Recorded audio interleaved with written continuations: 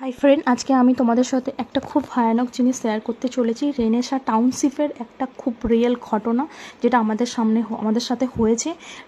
এটা রোহিণীতে এই ঘটনাটা ঘটেছে। সিসিটিভি ফুটেজে দেখো কীভাবে ছেলেগুলো ঢুকছে, মানে মানে ডাকাত বলবো না দুষ্কৃতি বলবো, আমি ঠিক বুঝতে পারছি না কীভাবে ঢুকেছে। দেখো সিসিটিভি ফুটেজে প্রত্যেকটা জিনিস দেখো কীভাবে দেখানো হচ্ছে।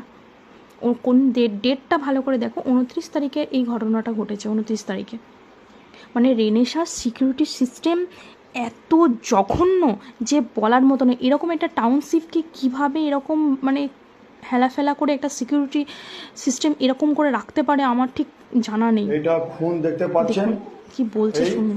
কুকুর আমাদের এখানে কুকুরবানি 3-তে চোরটাকে ধরেছিল, কিন্তু ওরা কুকুরটাকে বড় হাতিয়ার দিয়ে হামলা করেছে।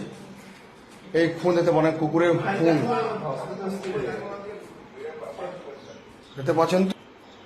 এই দেখুন, এইদিকে সিসিটিভি ফুটেজটা দেখুন, মানে কীভাবে এইটা টাওয়ার 4-এর এই দিকটাতে ঢুকে গেছে, এই দিকটা ঢুকে এই দিকটা দেখুন কীরকম।